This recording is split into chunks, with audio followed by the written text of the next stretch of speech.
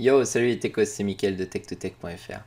On se retrouve une nouvelle fois pour faire un test de ransomware. On a testé récemment Acronis True Image 2017 nouvelle génération, Malwarebytes et Bitdefender. Tous les trois ont eu des comportements différents sur les ransomware. Certains ont très bien fonctionné, d'autres un peu moins. Par contre, ils sont tous payants. Du coup, on va tester ensemble un nouvel anti-ransomware que je ne connaissais pas. Il y a quelqu'un sur les commentaires de YouTube qui m'a demandé de tester Ransom Free de chez Cybereason. Donc on va tester ça ensemble. Donc Ransom Free a été développé par la startup Cybereason, qui a été fondée par des anciens militaires spécialisés dans la cybersécurité, et ils nous proposent gratuitement de bloquer tout ce qui est ransomware sur les PC, et ils annoncent jusqu'à 99% de réussite. Donc c'est ce qu'on va regarder ensemble, puisque vous voyez qu'ils mettent ici que c'est le seul outil qui arrête jusqu'à 99% de ransomware en incluant des types jamais vus. Donc on va se retrouver sur la machine virtuelle pour installer l'outil de chez Cybereason qui est ici. Hop. Donc c'est un tout petit outil qui est vraiment très léger et très minimaliste en interface, puisque on n'a aucune option en fin de compte dedans. Une fois qu'il est installé, il tourne en tant que service, donc il sera toujours en fond de tâche sur l'ordinateur et inspectera tous les faits et gestes de vos processus et des fichiers. Donc je pense qu'il va se lancer tout seul. Voilà, donc on le voit, il est maintenant lancé, il est en fond de tâche, et il nous signale d'ailleurs que la protection est activée. Donc vous voyez que sur l'interface, il n'y a vraiment rien. La seule chose qu'on peut faire, c'est en savoir un petit peu plus sur leur startup, mais il n'y a aucune option. Donc on va faire comme ce qu'on a fait dans les autres vidéos. On va lancer Process Explorer pour voir un petit peu le comportement du ransomware, s'il se déploie ou pas. Et on va voir ensuite comment réagit Ransom Free face à cette attaque. Donc le premier ransomware qu'on va lancer, c'est un Tesla Crypt. Il a à peu près 6 mois, donc il est vraiment pas récent. Donc en général, celui-ci il est arrêté plutôt bien. Donc là, on voit qu'il tourne en tâche de fond et qu'il a déployé un petit exécutable. Mais celui-ci a été fermé et on voit que le fichier a été supprimé. Donc on a maintenant une alerte de chez Cybereason de Ransom Free, donc qui nous dit qu'il a détecté une activité d'un ransomware. Il nous met la date, l'heure, le processus qui a été détecté, et on peut voir ici les fichiers affectés. Donc là, il n'y a pas de fichiers qui ont été édités, créés ou supprimés par SVC Host. Donc en fin de compte, le ransomware là n'a pas touché nos données. On peut d'ailleurs regarder. Voilà, nos données sont toujours là sans problème. Donc c'est parfait. Donc là, il nous propose d'arrêter et de nettoyer ce processus. On va faire oui.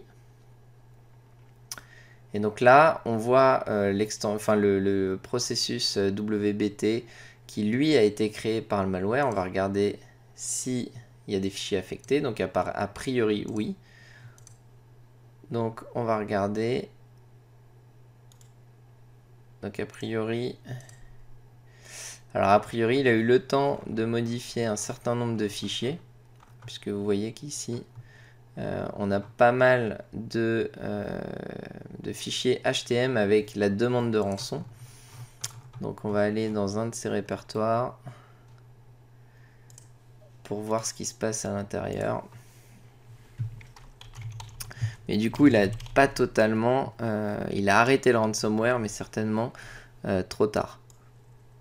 Donc c'est dans AppData, Local, Virtual Store, Programme Data.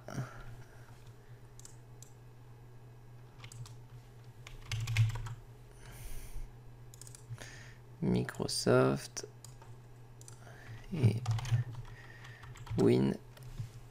Voilà.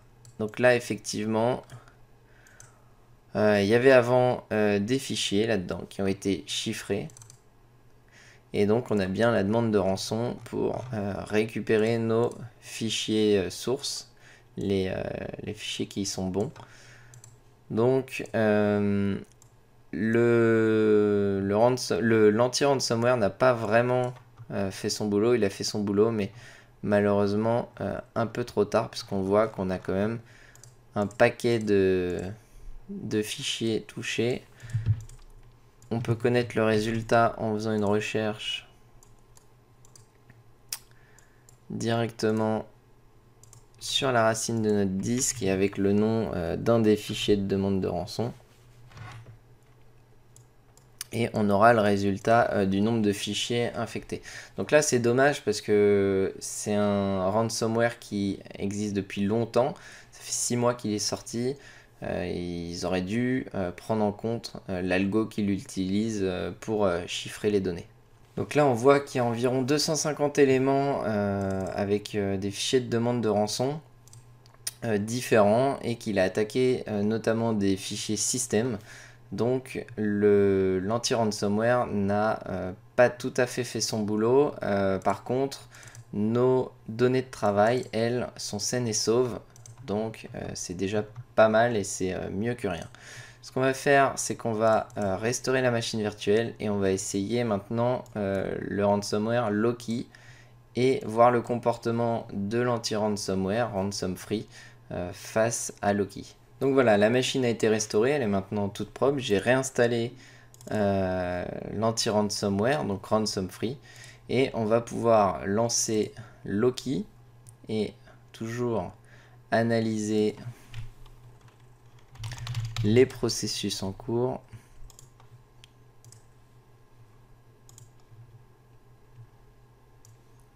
Hop.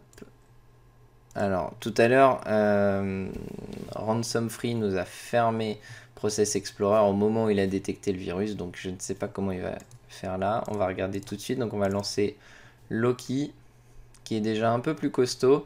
Lui, il a environ 1 mois, donc l'algo est peut-être encore pas connu de Ransom Free.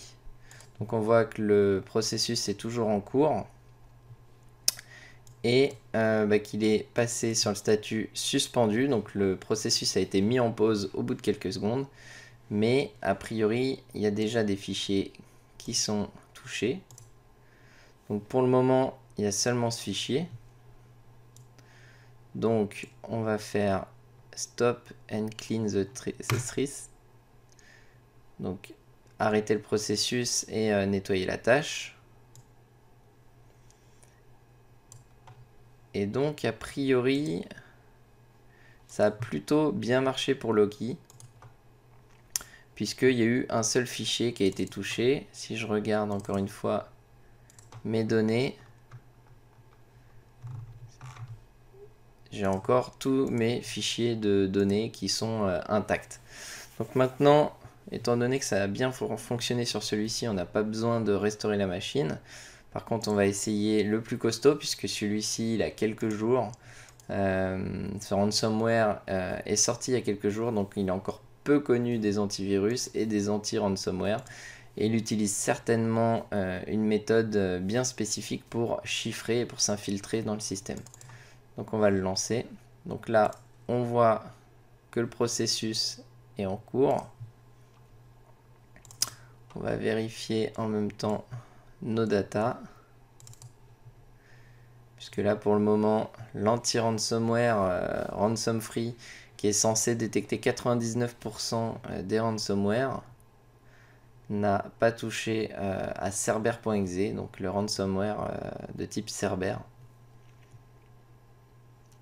Et donc là, malheureusement, vous venez de le voir, toutes les données sont chiffrées. Il n'y a plus moyen de récupérer ces données, sauf à partir d'une sauvegarde. Donc que ce soit les archives mail, les fichiers images ou des fichiers Office tels que des fichiers Word, tout a été chiffré. Et là, on voit donc que le ransomware affiche la demande de rançon en direct sous vos yeux. Donc là, malheureusement, il n'a pas fonctionné du tout pour cette variante, donc Cerber. On voit que le fichier a cependant été supprimé ici quand même. Donc je ne sais pas si c'est Cerber qui supprime automatiquement le fichier ou si c'est l'anti-ransomware qui l'a fait. Dans tous les cas, malheureusement, toutes les données sont chiffrées. Donc là, pour le coup, il n'a pas fait le job comme il fallait.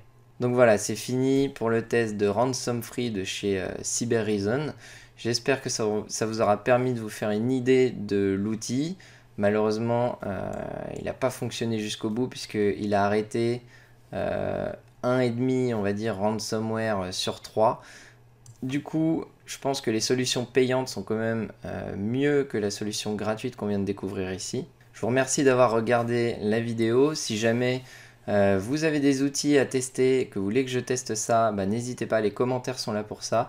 N'hésitez pas à vous abonner à la chaîne si vous voulez voir d'autres tests de ce type. Et je vous dis à bientôt. Ciao, ciao!